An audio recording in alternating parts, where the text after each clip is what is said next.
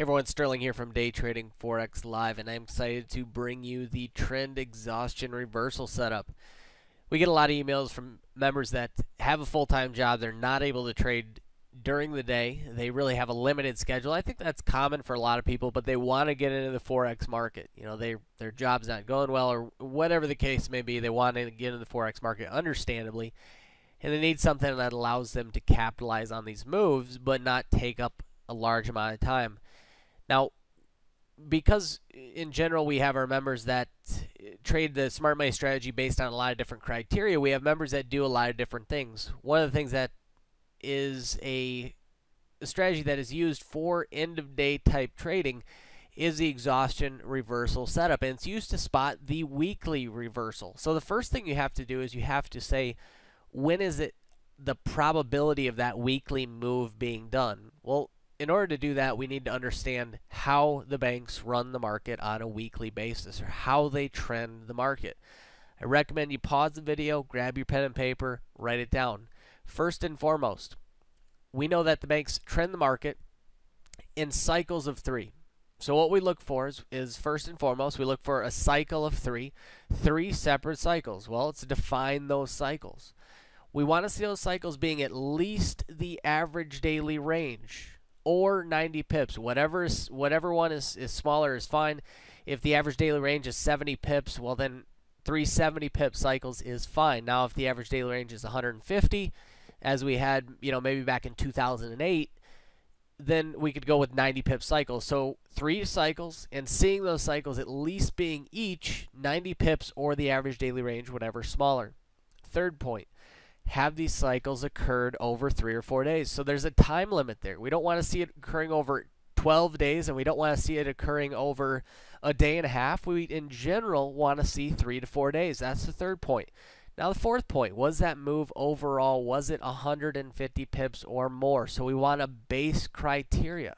So what we're saying by that is from this low here to the overall high, whoops, let me draw that out here, to the overall high, was that 150 pips? Well, measuring this move, that move was about 178 pips, definitely fulfilling that criteria. Understand, guys, that in the Forex market, a little common sense goes a long way. If the move is 149 pips, let's use a little common sense and understand that we're looking for the principal. The principal is key in everything that we do, and especially in identifying the weekly push as well. So first criteria, 3 separate cycles. Those cycles need to be at least 90 pips or the average daily range, whatever is smaller. We need to see that cycle, those 3 cycles occur over 3 to 4 days. And was the pip count from high to low, or from low to high, depending on the direction, was that move at least 150 pips? Well, this satisfied the criteria. So what we do is, once we see the first 2 cycles, then on the third cycle, when we're expecting the third cycle to occur, we begin looking for what we term as a trend exhaustion reversal candle, a specific candle that's going to give us the indication that the banks are creating a false move. When the banks create a false move, they do that with a purpose. They do that with the purpose of either inducing buying pressure, so they can buy into those that are, or excuse me, they induce buying pressure so they can sell into that buying pressure, or they induce people to sell so they can therefore buy from those that are selling. So the first 2 moves have occurred. We're looking for that third push to occur. And on that third push, we know that the possibility of a trend exhaustion reversal candle is possible. Let's define a trend exhaustion reversal candle. A trend exhaustion reversal candle, as a very basic criteria, is on average twice the size of the candles that are around it for the last 24-hour period. Now, you can identify that in a few different ways. You can take an average true range indicator and look at the last day, or which would be the last 24 periods, 21 periods, whatever you want it to be. You want a general average of the last 14 to 24 hours, in that range. Again, a little common sense goes a long way. You can look at this candle here, and I'll draw an arrow to it. You can look at this excessively large bullish candle here, and you can tell me that that candle is at least twice the size of the average candles around it for the last day.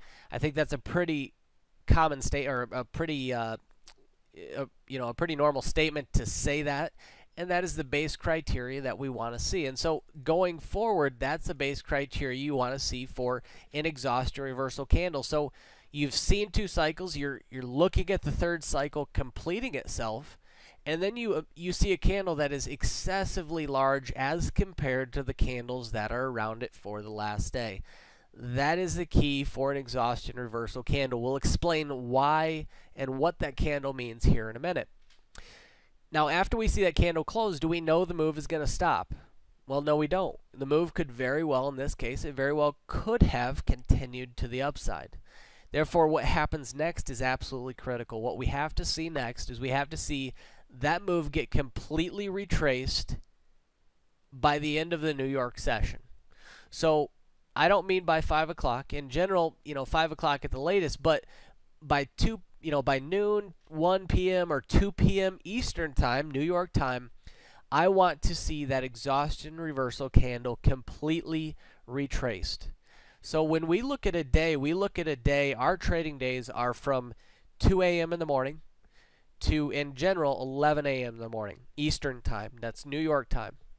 So if the move starts, if this 3rd push started at 2 a.m., say, and this exhaustion reversal candle came at, let's say, 8 a.m., I want to see that exhaustion reversal candle completely retraced by noon or 1 p.m. or 2 p.m. at the very latest. I want to see that move getting completely retraced. Okay, so let's break down why we want to see that. It's important to understand why and what the banks are doing at that point. What's happening during an exhaustion reversal candle? In order to understand that, we have to understand the base criteria of how smart money moves the market. They move the market by accumulating a position. They then allow the market to trend and exit the position while the market is trending, thus closing out their position for a profit. Therefore, smart money has an accumulated long position somewhere near the beginning of that move. Really doesn't matter exactly where their average entry point is. But we know that because the market was moving up, if they're profiting from that move, they had to be long. And in general, because they dictate trend, they enter trends at the beginning of that trend. Therefore, if their accumulated long position had an average entry somewhere in this red box, then what we know is they need to exit that position. Now, they don't enter positions instantly the way you or I do. They accumulate positions over time. They must find buyers if they want to sell, and they must find sellers if they want to buy. They have a massive position. They take up a massive percentage of the volume every day, and therefore they need to create artificially buying pressure when they want to sell and selling pressure when they want to buy. So if they're long, they need to exit that position. How do you exit a long position? The way a long position is exited is you have to sell that position back to the market. If you want to sell that position back to the market, you must have an equal amount of buying pressure in order to close out that sell position. If nobody is willing to buy the position that you're desiring to sell, you cannot exit that position. Therefore, by creating an extremely aggressive market, what that does is that induces the rest of the market to pile on long. Remember, we have a trend behind us to the upside. We then have now broken through these highs, triggering anybody that's buying on the breakout, inducing further buying pressure from just the general aggressive nature of that candle. There's many strategies. We're not going to get into the different hundreds of strategies, but as that market begins to propel to the upside, especially as aggressive as it's moving, you have the rest of the market that begins to pile on, assuming that that move is starting to the upside. So as that happens, as the rest of the market begins to pile on to the long side, they begin to drive that market even faster to the upside, that's where smart money begins to sell into that buying pressure. And that is why it's critical that move gets completely retraced. By that move getting completely retraced, that tells us that, in fact, yes, smart money did begin selling into that buying pressure, and they sold into everybody that bought into that false break. Now, that's why the reversal in this case, and the complete reversal, is so critical to telling us that with a high degree of certainty, the banks were selling into that false push to the upside. What made this move so great as well, as we zoom out, or we actually will zoom out just a bit, we look at this last high here. We actually, not only did we see an exhaustion reversal candle, but we saw a stop run as well. We saw them in, we'll zoom back in. So you can see there's a very clear hourly high back on 22nd of October. But you can see the market broke through that high, inducing again any further buying pressure. Not only that, but just right below this point right here is one spot 3,000, a major psychological barrier. So they broke through all those points, triggered any stops above that point. Again, if somebody is short, they have to buy it back. So they're triggering all those buy orders and immediately selling into those buy orders. And that's why it's critical for them to reverse the price, completely retrace the exhaustion reversal candle, and that gives us a strong indication that smart money was selling into that buying pressure. Now, after we've identified that, that's critical. But that's not where the trade's taken. We sit back, we look at the trade, we examine it. Is all the other criteria we've discussed satisfied? Do we see the 3 individual cycles? Has it happened over the course of 3 or 4 days? Are each of those cycles hitting the general pip count we want to see? Is the overall move at least 150 pips? Was that exhaustion reversal candle, on average, at least twice the size of the candles around it for that day? Did the exhaustion reversal candle that came at the end of the trend, did that happen to get completely retraced by the end of the day? Well, if all that criteria is satisfied, then what we do is we watch the Asian session the following day. So we watch that Asian session the following day, and you can see I'll drag this arrow down here. And we'll look at this Asian session. The Asian session is this gray box on a 15-minute chart. Zooming into the 15-minute chart there. Let me go back. So we look at this on the 15-minute chart. And what we want to see is we want to see a 15-minute stop run of the key level during that day, or the key level from that Asian session. Now, in this case, notice how well the market responded to these Asian session highs.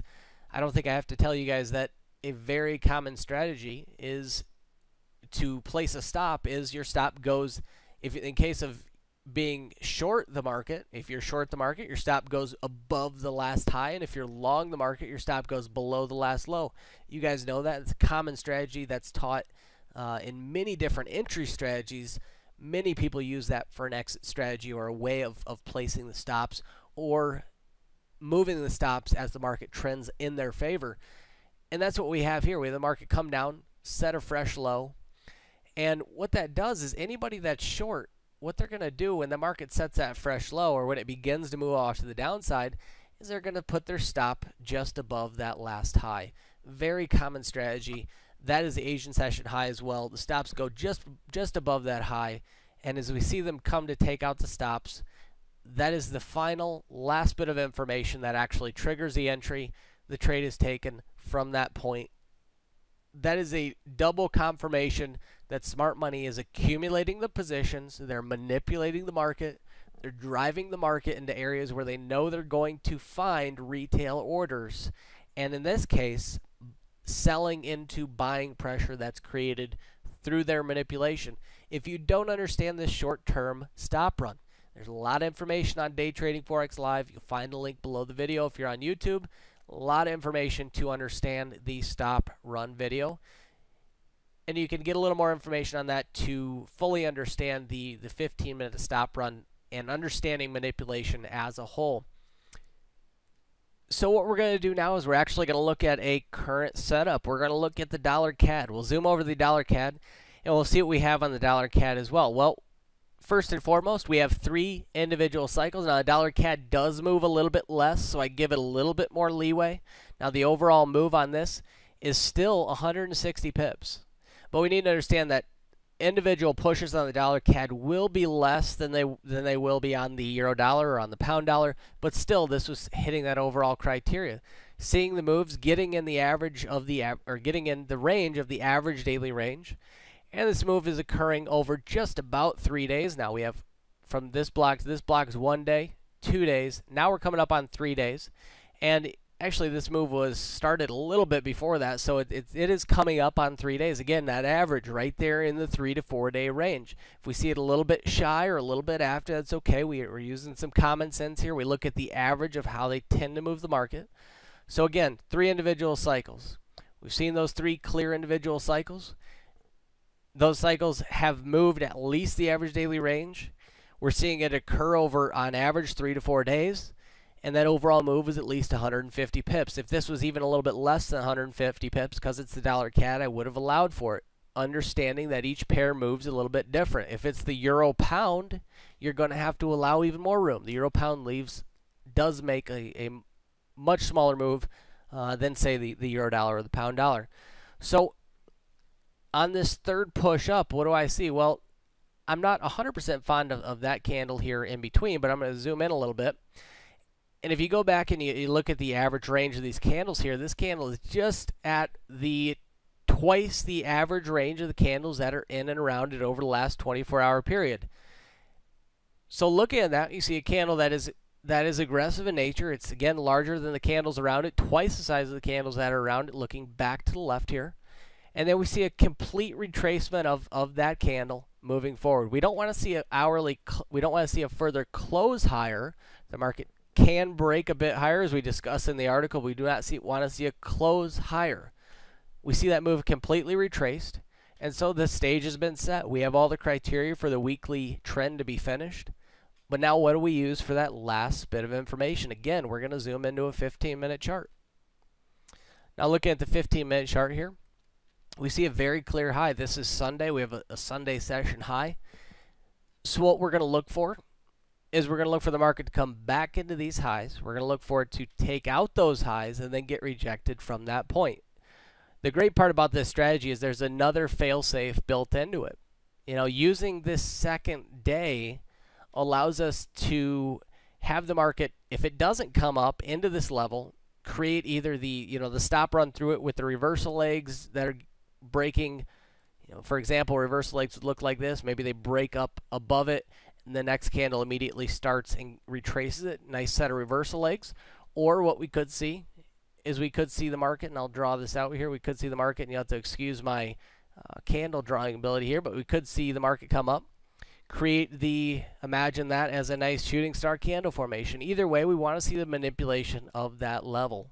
That is a high probability level, and if you don't understand the high probability level, definitely go through the site. A lot of information on high probability levels. So either way, we want to see the manipulation at that point start to get rejected from there.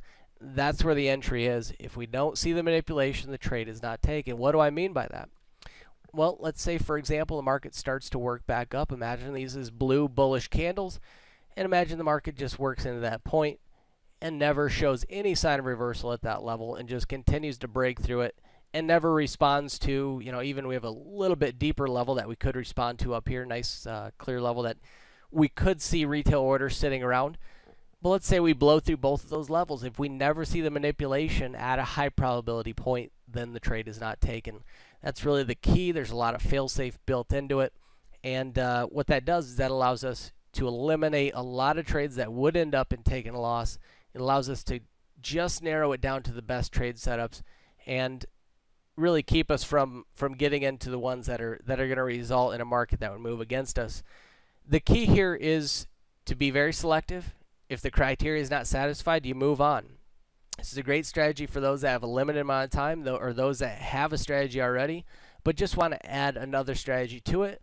Or what this can do is also give you an overall bias for the day that you can then use for your shorter term strategy. So it's really key. We have a lot of members that are absolutely killing it with just the weekly trend exhaustion reversal setup, doing great with just this setup in and of itself. So try it with what you're using, whether, again, it be a standalone or with what you're already doing. So I'd like to urge you guys to go check out the article on the site if you haven't. If you're watching on YouTube, you can see the link below this video, and it'll link back to the article that is covered on the site. If you don't understand anything in this video, whether it be the terminology that is used or different criteria, stop run, any other thing you don't understand, feel free to contact us. What you can do is you can hover your mouse above the About Us page on our site, see the Contact Us page, shoot us an email, chat, or are happy to get back with you and answer any questions that you guys might have. Well, we really hope this video helps you. And as always, guys, until next time, happy trading.